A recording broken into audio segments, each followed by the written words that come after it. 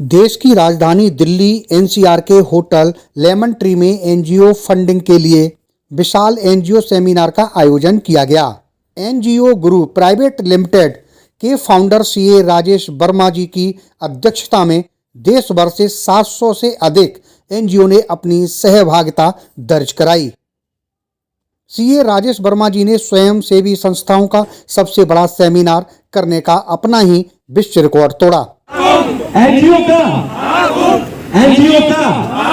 और इसी एनजीओ के महाकुंभ में इस सेमिनार के माध्यम से सीए राजेश वर्मा जी ने एक एनजीओ को फंडिंग लेने के लिए क्या क्या आवश्यकताओं से लेकर कहां से फंडिंग मिलेगी, फंडिंग प्रपोजल कैसे तैयार करना है, कैसे अप्लाई करना है के बारे में विस्तार पूर्वक जानकारी दी। सेमिनार की शुरुआत मंत्रोच्चारणों से सेमिनार में मुख्य अतिथि के रूप में आए IT minister Shri Sunil Sharma ji, government of Uttar Pradesh के द्वारा दीप प्रज्वलित कर गणेश वंदना से शुरुआत की गई। एनजीओ ग्रुप प्राइवेट लिमिटेड के फाउंडर सीए राजेश वर्मा ने मोदी जी के इसी मिशन को आगे बढ़ाने के लिए एनजीओस को आगे बढ़ा रहे हैं।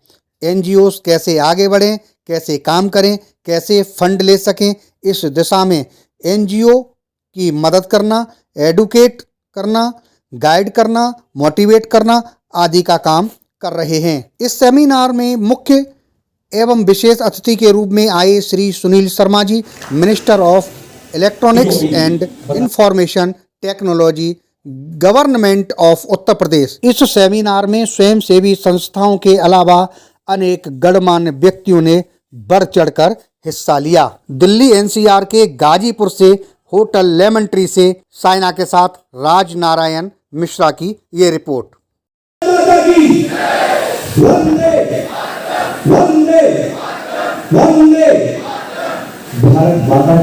सेमिनार में मुख्य एवं विशेष अतिथि के रूप में आए minister of electronics and information technology, government of Uttar Pradesh के मंत्री श्री सुनील शर्मा जी ने क्या कहा, आप भी सुन लीजिए। जो सीए हैं, इनके प्रयास से आदरणीय मुख्यमंत्री योगी आदित्यनाथ जी प्रेरणा से एनजीओ का जो हमारे विभाग में व्यवसाय शिक्षा कौशल विकास के अंदर जो शिक्षण देने का काम करते हैं, प्राइवेट सेक्टर में भी काम करते हैं, उनका देश भर के ऐसे एनजीओ का एक महाकुंभ राजेश जी ने आयोजित किया। नागेंद्र मणि त्रिपाठी जी जो हमारे संघीय प्रचारक हैं, उनका सहयोग इसके अंदर है, इसके अंदर आमंत्रित किया गया। मैं धन्यवाद करता हूँ। एक बड़ा कार्यक्रम यहाँ पे हुआ है और इसके माध्यम से आदरणीय प्रधानमंत्री नरेंद्र मोदी जी, जिनका टारगेट है कि $5 ट्रिलियन की इकोनॉमी हमको खड़ा करना है, माननीय मुख्यमंत्री जी का टारगेट है कि $1 ट्रिलियन की इकोनॉमी उत्तर प्रदेश के अंदर उसका स्ट्रक्चर खड़ा हो। उसके अंदर उत्तर प्रदेश के अंदर ही लगभग 35 लाख करोड़ का एमओयू साइन हुए। इंडस्ट्री में 1 करोड़ युवाओं को हमको रोजगार देना है, तो रोजगार तभी दिया जाएगा जब राजेश जी और उनके नेतृत्व में कर रही एजेंसियाँ वो काम कर रही हैं, वो युवाओं को ट्रेनिंग दिलवा करके स्किल्ड करके उनको रोजगार देने का काम करेंगी। हमारे बच्चे एंटरप्रेन्योर हों, आत्मनिर्भर हों। हम पढ़ाई के साथ राष्ट्रीय शिक्षा नीति 2020 है, उसमें प्रधानमंत्री जी का संकल्प है कि सभी बच्चों को पढ़ाई के साथ साथ ही हमको स्किल करना है और स्किल बच्चे होंगे तो किसी अच्छे सेक्टर में जाए, बहुत अच्छा है। अन्यथा वो प्राइवेट सेक्टर में भी अपने आप को स्किल करके अपने आप को आगे बढ़ने का। सर, महाकुंभ भी शुरू होने वाला है और यहाँ पर महाकुंभ एनजीओ का महाकुंभ है। अभी महाकुंभ की प्रमुखता और यहाँ की प्रमुखता में भी आप सबको आमंत्रित करता हूँ मुख्यमंत्री जी की ओर से। अभी हम त्रिपुरा जा रहे हैं, वहाँ भी हमको मुख्यमंत्री जी को, राज्यपाल जी को निमंत्रण देने जाना है और पूरे प्रदेश के सभी का मैं धन्यवाद करता हूँ। एनजीओ के महाकुंभ की सेमिनार के मौके पर एनजीओ ग्रुप प्राइवेट लिमिटेड के फाउंडर सीए राजेश वर्मा जी ने एनजीओ की सफलता के लिए क्या गुर मंत्र दिए, जरा आप भी सुन लीजिए। बेसिकली आज का जो प्रोग्राम है, इसका नाम हमने रखा है एनजीओ का महाकुंभ 2.0 आप लोग देख रहे हैं, क्योंकि इसके पहले हम लोग लास्ट ईयर दिसंबर में यहाँ पर एक एनजीओ का महाकुंभ कर चुके हैं और उस महाकुंभ में हमने वर्ल्ड रिकॉर्ड बनाया था, वर्ल्ड के लार्जेस्ट एनजीओ सेमिनार करने का।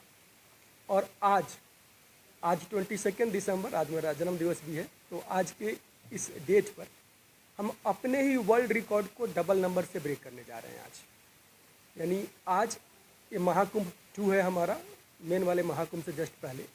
बेसिकली पर्पस क्या है यहाँ पर देश भर से तकरीबन 800 स्वयंसेवी संस्था के जो फाउंडर्स हैं, ट्रस्टीज हैं, वो लोग आए हुए हैं। मैं उन लोगों को गाइड यहाँ पर करूँगा कि एनजीओ में काम करने के लिए फंडिंग चाहिए। अगर एनजीओ कोई संघर्ष में है तो उस संघर्ष का कारण है कि उनके पास फंडिंग का अभाव है। तो फंडिंग लेने के लिए क्या क्या रिक्वायरमेंट्स है, उस रिक्वायरमेंट्स को पूरा करना कैसे है, फंडिंग कहाँ पर मिल रही है, उसको अप्लाई कैसे करना है, कैसे प्रपोजल ड्राफ्ट करके कैसे कनेक्ट करें कि फंडिंग वहाँ से मिल पाए, और एक गाइड करने के बाद में हैंड होल्डिंग करके उनको फंडिंग दिलवाना, उनको प्रोजेक्ट इम्प्लीमेंट करना। और एक मेरा और भी फोकस है मेनली सोशल एंटरप्राइज। मेरा मानना यह है कि एनजीओ जो समाज के सेवा में लगे हुए हैं उनको किसी से चंदा मांगना नहीं पड़े, बल्कि उनके यहाँ फंडिंग का ऑटोमेटेड सिस्टम हो जाए। और वो पॉसिबल कैसे है? वो पॉसिबल है सोशल एंटरप्राइज के माध्यम से। तो वो मेरा मेन विशेषता, उस पर मेरा जोर होता है। ये संक्षिप्त परिचय है एनजीओ के महाकुंभ 2.0 का है। अगर मेरे एनजीओ की बात करेंगे तो मेरा एनजीओ कौशल विकास पर मूलतः काम कर रही है, यानी देश के युवाओं को कौशल विकास करके उनको रोजगार देना। क्योंकि जो बढ़ती जनसंख्या है ना आज के टाइम में, जो इंडिया वर्ल्ड का लार्जेस्ट पॉपुलेशन वाला कंट्री बना हुआ है, साथ में एक बात और है कि इंडिया यंगेस्ट कंट्री है। तो अगर यहाँ के जनसंख्या को प्रॉपर तरीके से स्किल्ड करके चैनलाइज किया गया तो भारत विश्व गुरु बन पाएगा। तब जाकर के जो मोदी जी का सपना है भारत को 5 ट्रिलियन इकोनॉमी करने का, वर्ल्ड के 3rd लार्जेस्ट इकोनॉमी बनाने का, वो तब संभव हो पाएगा। हाँ, ये जो प्रोग्राम है, इस प्रोग्राम का ऑर्गेनाइजर हमारी एक कंपनी है, एनजीओ गुरु प्राइवेट लिमिटेड। बड़ा कन्फ्यूजन है लोगों में, मैं अभी बात करने वाला हूँ। Trust, society, section 8 company, 3 type के एनजीओ होते हैं। तीनों एनजीओ ही है, ट्रस्ट भी एनजीओ ही होता है। लोगों को पता नहीं, लोग क्या मानते हैं, सोसाइटी को एनजीओ मानते हैं, ट्रस्ट को ट्रस्ट बोलते हैं। नहीं, ट्रस्ट, सोसाइटी, सेक्शन 8 कंपनी तीनों ही क्या है, एनजीओ ही होता है जी। 3 साल के पहले भी फंडिंग मिलता है, सारे जगह 3 साल की रिक्वायरमेंट नहीं है। दूसरी बात यह है कि अगर आपकी संस्था, आपकी एनजीओ सेक्शन 8 कंपनी है तो वहाँ पर स्टार्टअप लाइसेंस लेने के बाद में आपके लिए प्रोक्योरमेंट नॉर्म्स जो है वो रिलैक्स हो जाता है। मतलब 3 साल के पहले भी बिना किसी टर्नओवर के, बिना किसी अनुभव के भी आप फंडिंग प्राप्त कर सकते हैं। आपने सुना होगा कि पीछे तकरीबन 30,000 एनजीओ के एफसीआर का लाइसेंस कैंसिल कर दिया गया। यहाँ पर गवर्नमेंट एनजीओ को तबाह नहीं कर रही है। जो एनजीओ पब्लिक के फंड को, समाज सेवा के लिए आए हुए फंड को, मैं सिंपल बोलूँगा, अपने बाप का माल समझते थे, गलत यूटिलाइजेशन करते थे, पैसा ले लिया, काम किया नहीं किया, कोई रिपोर्टिंग नहीं है, कोई कंप्लायंस नहीं है, कोई फाइलिंग नहीं है, तो उसके प्रति सरकार सख्ती नहीं करेगी तो क्या करेगी। फंडिंग अलग अलग जगह से मिलती है, अलग अलग टाइप के फंडिंग है। अब हर फंडिंग के लिए रिक्वायरमेंट्स अलग है, कहीं पर 12 बेटी चाहिए, कहीं पर नहीं चाहिए। तो जिनके पास है उसके लिए अप्लाई करेंगे, जिनके पास नहीं है तो उन्हीं फंडिंग के लिए अप्लाई करेंगे जहाँ पर 12 बेटी नहीं चाहिए। एक साल में, मतलब 1 साल में एक एनजीओ को 100 करोड़ से ऊपर का फंडिंग भी अप्रूव करा के दिया है। आप देखेंगे विद सैंक्शन ऑर्डर एवरीथिंग हमारे पास आए हुए वो संस्था है आज। तो हमने काम किया, उस काम का जो रिजल्ट था, उस रिजल्ट की वजह से हमारी आगे बढ़ते हम चले गए। जो मानवाधिकार वाले संस्था है उनका उद्देश्य ही वही है, उस अत्याचार को खत्म करना, गलत चीज़ों को खत्म करना। तो लड़ना तो पड़ेगा, और लड़ते हैं और सफलता मिलती भी है। यहाँ पर बहुत सारे मानवाधिकार वाले भी एनजीओ आए हुए, आप देखेंगे उनका एक नाम है आज, वर्ल्ड का लार्जेस्ट गैदरिंग है एनजीओ का आज। इसीलिए हमने महाकुंभ बोल दिया, चूँकि महाकुंभ के पवित्रता का हम कंपेरिजन नहीं कर सकते, लेकिन चूँकि स्वयंसेवी संस्था जो समाज का भला करने जा रहे हैं, जो समाज में कल्याण का कार्य करते हैं, तो वैसे लोगों का जमघट, इसीलिए हमने, और सबसे बड़ा जमघट, सबसे बड़ी गैदरिंग, इसीलिए हमने इसको महाकुंभ बोला हुआ है। कि वो भिखारी जो दिखते हैं आपको, सच में भिखारी है या किसी गिरोह के एजेंट है, ये जानना जरूरी है। दूसरी बात, हमारा मानना क्या है, आप अगर किसी को भूखा है कोई, तो उसको एक वक्त का आपने रोटी दे दिया, क्या होगा, उसका एक दिन का भूख खत्म हो जाएगा। असली संस्था, असली कल्याण तब है जब उसको आप रोटी कमाना सिखा दें। और वो कैसे होगा, वो होगा कौशल विकास का। वो होगा, एक बार दिल्ली पुलिस के कुछ स्टाफ कुछ भिखारी को बांग्लादेश के बॉर्डर पर छोड़ के आगे बांग्लादेशी यहाँ पर भीख मांग रहे थे।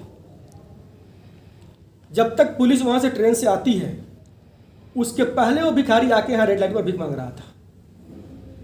उनकी गैंग कितनी स्ट्रांग है इससे आप समझ सकते हैं। कमियाँ यहाँ पर व्यवस्था की है, कमियाँ यहाँ पर सिस्टम की है। हमारा उद्देश्य यहाँ पर क्या है, उनकी सहायता करना, जो दूसरों की सहायता करना, एनजीओ को फंडिंग दिला करके उनको अपने मुकाम तक लेके जाना, उनको सफल करना।